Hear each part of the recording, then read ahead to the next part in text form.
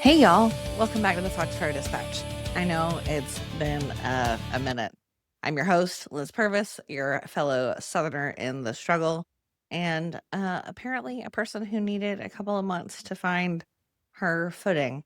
It's been a couple of months, and if you've been sitting with a, well, where'd she go? Where's that podcast kind of feeling? I want to say hello again, and I'm sorry about the silence, and I'm really glad that you're still here. Today's episode is going to be a little bit of a mini-sode, short and leaning into poems. These poems are also in some ways an area of my life that I have been neglecting but wanting to dive further into. And so today we are not going to do a full news breakdown quite yet, or a guest interview. Today I just want to talk to you and read a couple of poems. So grab whatever you're drinking and settle in for just a little bit. This is the Foxfire Dispatch. So, real talk, because I want this to be a real kind of place, the kind of place that you can show up as a whole person. A couple months ago in March, I hit a kind of rearrangement wall in my life, and several kind of large pieces of metaphorical life furniture needed to move all at once. And I really needed both my hands free. The biggest things are I started a new job and I moved into a new home just right down the road in the small town where I live. But still, moving is a lot. Starting a new job, even when it's like really, really great and really exciting, is a lot. And both of those things are really good. The new job is one where I get to do organizing work, helping other county party chairs across the country. The new house is honestly fabulous, even if we are still living in some boxes. But these transitions have taken a lot of energy. Even good transitions cost something. And so I had to put this down for a little while, but I'm really hoping to be back to something like a regularly scheduled schedule soon. Um, I've missed making the space with you all. I've missed the feeling of sitting down to prep an episode and thinking about how to explain these policy decisions, things that are going on, riffing on the fact that we still don't have a budget here in North Carolina, trying to find the through line between the ridiculous happenings in Raleigh and the very ordinary occurrences of people's lives. This podcast started because I believed, and I still believe, that Southern political storytelling can be smart and honest and rooted without being dry or apocalyptic. And I believe that we need that right now, especially headed into what is shaping up to be one of the most consequential election cycles that North Carolina has seen in years. And so I'm back with a new home and a new job and a renewed sense of purpose for this dispatch and a whole lot left of season 2. And before I sketch out a little bit of what the rest of season 2 is going to look like, I want to read you something with a little even art is political kind of segment. One of our recurring segments here at the Foxfire Dispatch. I believe that poetry has always known how to say the thing when maybe other kinds of language fumble. I think we read this poem a couple months ago. It's by Ada Limón, who is our most recent poet laureate, and it is called A New National Anthem. We had read one of Limon's poems in Praise of Mystery, a poem for Europa, in an earlier podcast episode, and talked about it like going out into space, which was all very cool. In this poem, A New National Anthem, Limón writes about what it means to love a country that is also always still becoming. It is about the tension of belonging and critique, of being someone who won't look away from what's broken, but also won't give up the trying. A New National Anthem. The truth is, I've never cared for the national anthem. If you think about it, it's not a good song. Too high for most of us with the rocket's red glare. And then there are the bombs. Always, always there is war and bombs. Once I sang it at homecoming and threw even the tenacious high school band off key. But the song didn't mean anything. Just a call to the field, something to get through before the pummeling of youth. And what of the stanzas we never sing? The third that mentions, no refuge could save the hireling and the slave. Perhaps the truth is, every song of this country has an unsung third stanza, something brutal snaking underneath us as we absent-mindedly sing the high notes with the beer sloshing in the stands, hoping our team wins. Don't get me wrong. I do like the flag, how it undulates in the wind like water, elemental, and best when it's humbled, brought to its knees, clung to by someone who has lost everything, when it's not a weapon, when it flickers, when it folds up so perfectly you can keep it until it's needed, until you can love it again, until the song in your mouth feels like sustenance, a song where the notes are sung by even the ageless woods, the short grass plains, the Red River Gorge, the fistful of land left unpoisoned. That song, that's our birthright. That sung in silence when it's too hard to go on. That sounds like someone's rough fingers weaving into another's. That sounds like a match being lit in an endless cave. The song that says, my bones are your bones, and your bones are my bones. And isn't that enough?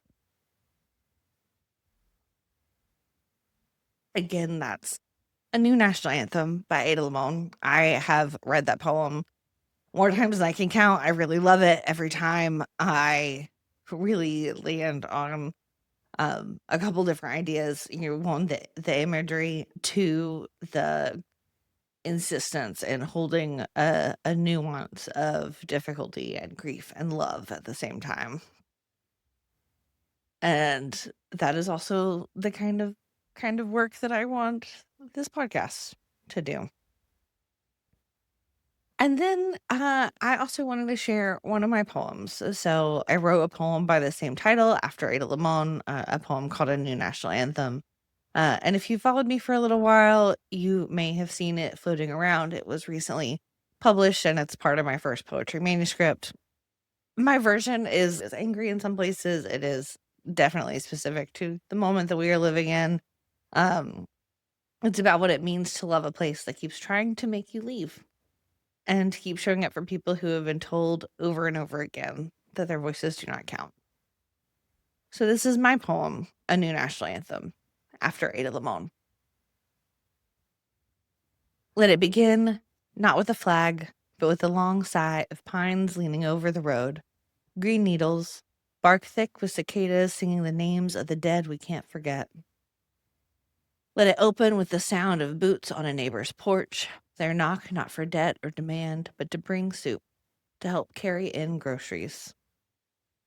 In this anthem, the chorus is a creek in spring, swelling without spilling its banks, trout flickering beneath the surface, flashing bright like the trumpet's high solo note. No brass section, no snare drum here, just the owl's low hoot at midnight, the rustle of field mice in dry grass. Let our flag be stitched from clothes the dead once wore, jeans faded at the knees, a child's shirt the color of late peaches, the dress blues of a naval uniform, and let it be carried not in parades, but in the pockets of those who remain. In this anthem, the pledge is not to boarders, but to the neighbors who leave soup on the porch during sickness, to the farmers delivering surplus tomatoes to the library's take what you need fridge, to the journalists who report on concentration camps erected in Florida and Texas. Across the map, the baton lifts, calling in a section that begins with fiddles in the hollers, with high notes sung by children who declare new names for constellations with such confidence we can almost believe. Here, we keep time with the slow turning of compost and the slower rot of freedoms, with the bees laboring on, unaware of the harvests planned for their hive.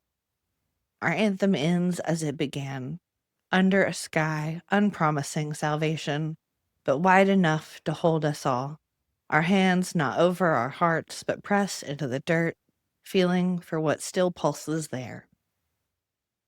And again, that's a new national anthem.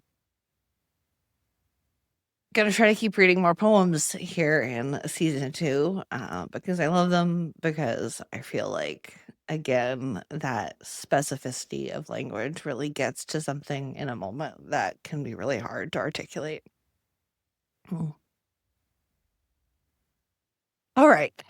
So let me tell you what we're building. We are headed into the summer of 2026. North Carolina is in a full 5-alarm fire situation politically. The primaries are behind us. The general election is ahead. Phil Berger may be a lame duck majority leader in the state Senate, but that doesn't mean he's done inflicting damage, and we still do not have a budget for this year here in North Carolina. And the stories that matter most to the people here: housing and healthcare, reproductive freedom, who gets to vote, who gets represented. Those stories are not getting quieter, and in fact, we want to be making them quite a bit louder. So here's a sketch of what's ahead on the Foxfire Dispatch. Congressional races. We've talked with Paul Berenger in CD13 and Kate Barr in CD14. We're definitely going to keep following those races as we move into November, and I expect to catch up with Paul again this summer. I will also be reaching out to Lakeisha Womack, who is the Democrat running in CD14, and would really love to get her on the podcast. We're going to be talking a lot about our down ballot and judicial races. If you've been paying attention, you know that some of the most consequential decisions in North Carolina are being made by judges whose names and faces voters generally could not pick out of a lineup.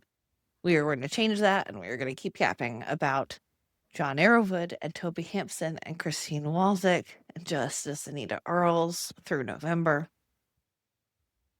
We are going to keep talking about the infrastructure conversation. Power is not just built in these even years. We will be returning to conversations about what it takes to actually build lasting progressive infrastructure in a purple trending southern state. Kind of long game that organizations like Carolina Forward and Lead in C and All In for North Carolina and Team Up in the C are doing day in and day out. We're going to be talking a lot about the people who are doing the work. So more interviews and more voices from the ground, more conversations that center the people who are actually in this, whether they're candidates or organizers or other county party folks, teachers, healthcare workers, people who are angry and tired and still showing up. And we're going to do more art and culture, because we are not just political animals, we contain multitudes. So expect even more Even Art is Political segments. More stuff that reminds us why we're fighting in the first place. And more reasons to see a little bit of beauty in the world. I also really want to be honest with you this season about the hard days and what it feels like to do this kind of work in a moment that feels relentless. So expect a little loosey-gooseier recording schedule. I took this break because I really needed it, and I am probably going to continue to model that kind of taking breaks for myself through November, in spite of best intentions to regularly do a podcast every 2 weeks. So I can ask for grace as you wait for these to pop up in your feeds. And so we are all going to try, I hope, to take breaks as we head into November, because we can't pour from empty cups. But we also cannot sit this one out. And so we are going to rest when we need to, and then we're also going to come back and do the work that is required, because that is what building a better South requires.